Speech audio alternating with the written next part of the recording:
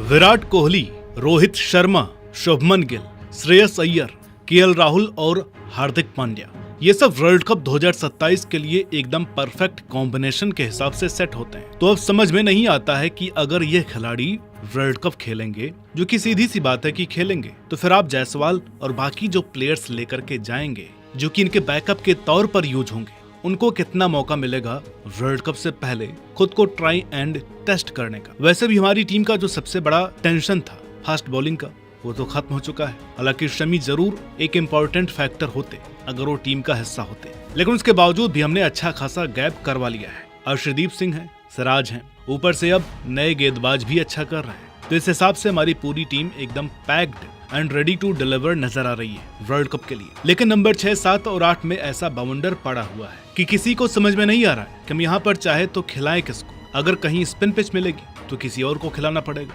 वही अगर पिच एकदम फ्लैट पड़ गई तो वहाँ पर कोई और। तो यही कंफ्यूजन तो है। ऊपर से कुछ सीनियर प्लेयर्स के खेलने पर ही हंगामा हो रहा है। कैप्टेंसी को लेकर के भी हाइब्रिड कैप्टेंसी जैसी चीज सामने आ रही है। तो एक काम करते हैं, ठीक, हमारी वनडे वर्ल्ड कप की तैयारी का अभियान शुरू हो चुका है। तो क्या वो चीज है जो अभी तक एकदम सही जा रही है, और क्या चीज है जो आगे और बेहतर की जा सकती, उन्हीं की बात आज हम करने वाले हैं। और वैसे भी अफगानिस्तान सीरीज से आइडिया लग जाएगा हमको इम्पोर्टेंट बैकअप्स का। नमस्कार, मेरा नाम है अनुराग सूर्यवंशी और आप देख रहे हैं क्रिक माइंड। सबसे पहले तो बात करते हैं कि हमारी तैयारी कहां तक पूरी तरीके से 100% कंप्लीट हो चुकी है। 2015 के बाद से हमने अपनी पेस बैटरी को एडवांस करने में कोई कसर नहीं छोड़ी है। अब क्योंकि 2027 का वर्ल्ड कप साउथ अफ्रीका में है और वहाँ की पिचों पर लगभग स्पिनर्स का कोई काम नहीं है। वहाँ हमें क्या चाहिए? फायरी रफ्तार, खतरनाक बाउंसर और पिच से मिलने वाली सीम एंड स्विंग मूवमेंट। इसलिए गौतम गंभीर 2025 की चैंपियंस ट्रॉफी से ही फास्ट बॉलिंग पर सबसे ज्यादा फोकस करने में लगे हुए हैं। उन्होंने प्रॉपर स्पिनर को खिलाने के बजाय अब केवल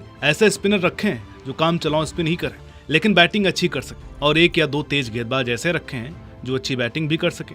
यानी कि अब प्लान सीधा है, 4 तेज गेंदबाज के साथ कम से कम 6 बॉलिंग ऑप्शंस। इसलिए जसप्रीत बुमराह और मोहम्मद सिराज को मेन वेपन के तौर पर तैयार किया जा चुका है, लेकिन उनके लिए जो बैकअप है उसको इस अफगानिस्तान सीरीज में ट्राई किया जा रहा है। जैसे कि Gurnoor Brar, height 6 feet 5 inch.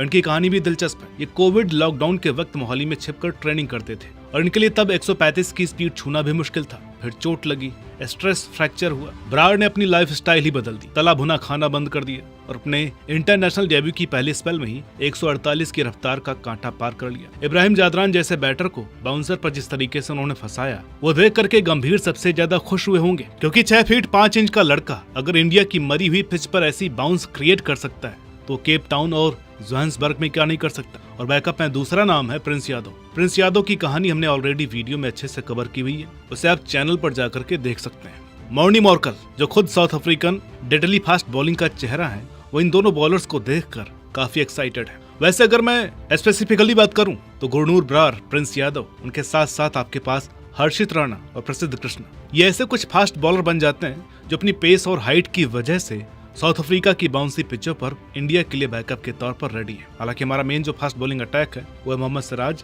Jasprit Bumrah और अर्शदीप के आसपास ही घूमेगा। तो उसके अलावा मैंने जैसे बोला कि टोटल 4 पेसर वहाँ खेलने हैं, तो जो चौथा पेसर होगा वो आपको इनमें से कोई एक पिक करना पड़ेगा। ऐसा पिक करना पड़ेगा जो प्रॉपर बॉलर हो, क्योंकि अगर आप एक और यहाँ से फास्ट बॉलर उठाएंगे, यानी टोटल 5 बॉलर खिलाएंगे, तो उनमें से जो 5वां बॉलर होगा वो हर्षित राणा टाइप का बॉलर होगा, ताकि वो अच्छी बैटिंग भी कर सके। आज जब हर्षित राणा की बात हो गई है तो ऑलराउंडर पर आ जाते हैं। या नीतीश रेड्डी और हार्दिक के बीच कंपटीशन है, ये सब जानते हैं, लेकिन हार्दिक की इंजरी देखते हुए गौती भाई नीतीश रेड्डी पर ज्यादा फोकस कर रहे हैं। लेकिन नीतीश कुमार रेड्डी को टीम में लिया तो जा रहा है, पर उनसे बॉलिंग नहीं कराई जा रही है। आकाश चोपड़ा और दीप दास गुप्ता जैसे एक्सपर्ट्स सवाल उठा रहे हैं कि भाई अगर उनसे बॉलिंग नहीं करानी तो उन्हें खिला क्यों रहे हो। ऐसा लग रहा है कि जैसे टीम मैनेजमेंट और सिलेक्टर्स के बीच तगड़ा तनाव चल रहा है, जैसे शार्दुल ठाकुर के साथ हुआ था, क्या वैसा ही नीतीश राणा के साथ हो रहा है। ये सब दिखाता है कि 2027 की तैयारी के नाम पर अभी बहुत कंफ्यूजन और डेस्परेशन बाकी है। यानी गौतम गंभीर का मैनेजमेंट वैसे ऑलराउंडर ढूंढ रहा है जो बॉलिंग भी कर सके और बैटिंग में दम दिखाए। हर्षित राणा और नीतीश कुमार रेड्डी इस लिस्ट में सबसे आगे हैं। अभी तक ये कहा जा रहा था कि गौतम गंभीर हर्षित राणा को कुछ ज्यादा ही फेवर कर रहे हैं, लेकिन गंभीर ने दिखा दिया कि यहाँ केवल जी हाँ जी काम नहीं चलेगा। अगर अपनी परफॉर्मेंस से इम्पैक्ट डाला तो टीम में एंट्री मिलेगी, वरना बाहर बैठ करके पानी पिलाते रहिए। अब ये तो हो गई फास्ट बॉलिंग और ऑलराउंडर की बात। अरे हाँ, मैंने शुरू में कहा था कि इस बार ऐसे स्पिनर पर फोकस होगा जो बैटिंग करके दे सके, तो मेरे ख्याल से वाशिंगटन सुंदर पहली चॉइस होंगे। और अक्षर पटेल दूसरी।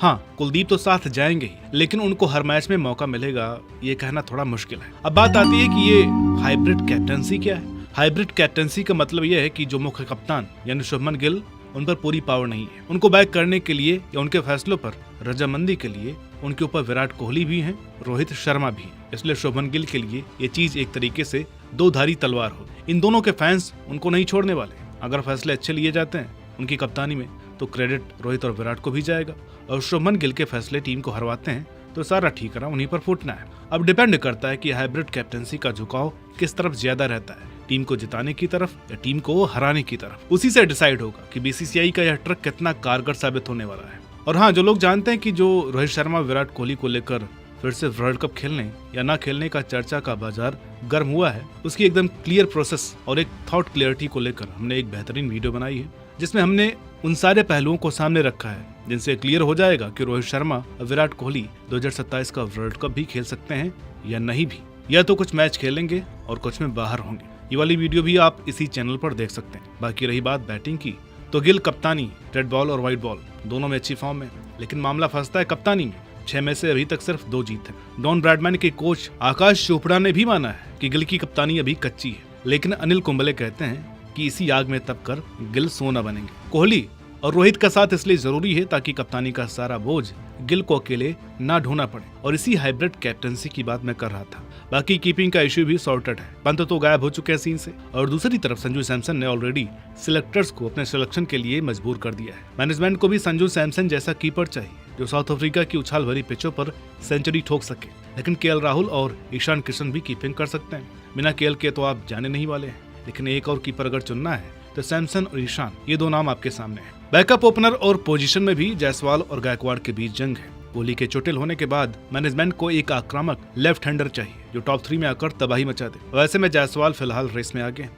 पर गायकवाड़ की टेक्निक भी जबरदस्त है। मैनेजमेंट कोई रिस्क नहीं लेना चाहता। उन्हें एक ऐसा बंदा चाहिए जो अगर कल को रोहित या गिल की जगह ले तो टीम का मोमेंटम कम ना हो। देखिए, नंबर 3 के लिए अगर आप मुझसे पूछें तो मैं गायकवाड़ को ऊपर रखूंगा, न कि जायसवाल को, क्योंकि अगर जायसवाल को भी आप टीम में एज अ नंबर 3 खिलाते हैं विराट की जगह, पहली बात तो यह है कि अगर विराट फिट होंगे तो पूरा वर्ल्ड कप खेलेंगे, और खुदा न खास्ता अगर विराट कुछ मैचों में बाहर बैठते हैं तो मैं बिल्कुल नहीं चाहूंगा कि आप जायसवाल को यहाँ पर खिलाएं, क्योंकि जायसवाल एक नेचुरल लेफ्ट हैंडर है और उनकी पोजीशन नेचुरली ओपनिंग करने की है। और जैसा मैंने ऊपर कहा कि विकेट कीपर के तौर पर आपके पास संजू सैमसन या ईशान किशन भी है, और अच्छी बात यह कि दोनों ही बैट्समैन नंबर 3 पर बैटिंग कर सकते हैं। और एक और ऑप्शन है जो है गायकवाड़, तो मसला यहीं पर सॉल्व हो जाता है कि नंबर 3 पर कौन बैकअप के तौर पर खेलेगा। रोहित शर्मा की जगह अगर आपको बैकअप ओपनर ढूंढना है तो वहाँ पर आसानी से आप जायसवाल को खिला सकते हैं। जायसवाल और गिल की ओपनिंग जोड़ी अच्छी काम करेगी, इनमें कोई 2 राय नहीं है। लेकिन अगर आप नंबर 3 पर बैकअप चाहे विराट कोहली की जगह, तो वहाँ पर आपको गायकवाड़, संजू सैमसन और ईशान किशन, इन तीनों में से किसी एक को खिलाना पड़ेगा। वो इस पर भी डिपेंड करता है कि ऊपर